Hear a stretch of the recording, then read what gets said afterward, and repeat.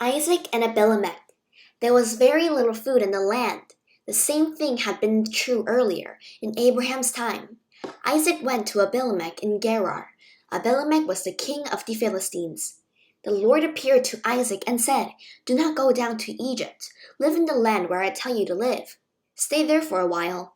I will be with you and give you my blessing. I will give all these lands to you and your children after you, and I will keep my word that I gave to your father Abraham. I will make your children after you as many as the stars in the sky, and I will give them all these lands. All nations on earth will be blessed because of your children. I will do all these things because Abraham obeyed me. He did everything I required. He kept my commands, my rules, and my instructions." So Isaac stayed in Gerar. The men of that place asked him about his wife. He said, "She's my sister." He was afraid to say, "She's my wife." He thought, "The men of this place might kill me because of Rebekah. She's a beautiful woman." Isaac had been there a long time. One day, Abimelech, the king of the Philistines, looked down from a window. He saw Isaac hugging and kissing his wife Rebekah. So Abimelech sent for Isaac. He said, "She's really your wife, isn't she? Why did you say she was your sister?" Isaac answered him, "I thought I might lose my life because of her." Then Abimelech said, "What have you done to us? What if one of the men slept with your wife? Then you would have made us guilty." So Abimelech gave orders to all the people. He said, "Anyone who harms this man or his wife will surely be put to death." Isaac planted crops in that land. That same year, he gathered 100 times more than he planted. That was because the Lord blessed him.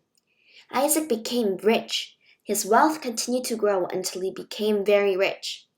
He had many flocks and herds and servants. Isaac had so much that the Philistines became jealous of him. So they stopped up all the wells the servants of his father Abraham had dug. They filled them with dirt. Then Abimelech said to Isaac, "Move away from us. You have become too powerful for us." So Isaac moved away from there. He camped in the valley of Gerar, where he made his home. Isaac opened up the wells again.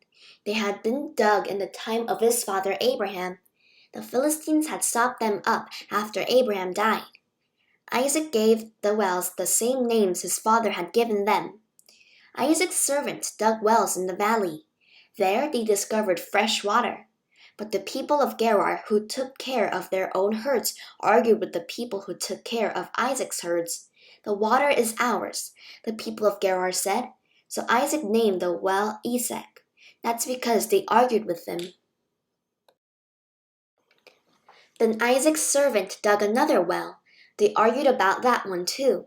So he named it Sitnah. Isaac moved on from there and dug another well. But no one argued about that one.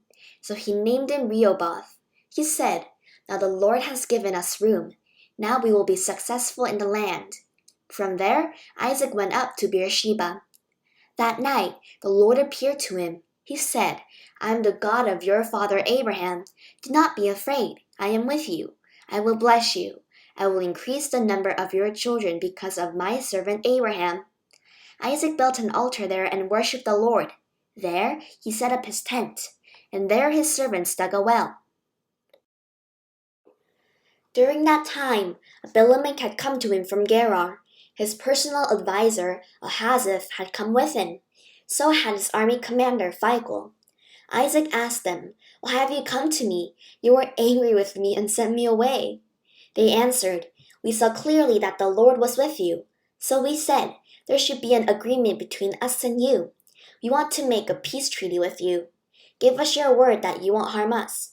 And we didn't harm you. We always treated you well. We sent you away peacefully. And now the Lord has blessed you." Then Isaac had a feast prepared for them.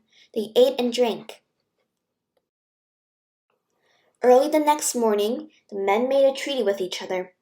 Then Isaac sent the men of Gerar on their way, and they left peacefully. That day, Isaac's servant came to him. They told him about the well they had dug. They said, "We found water." So he named it Sheba.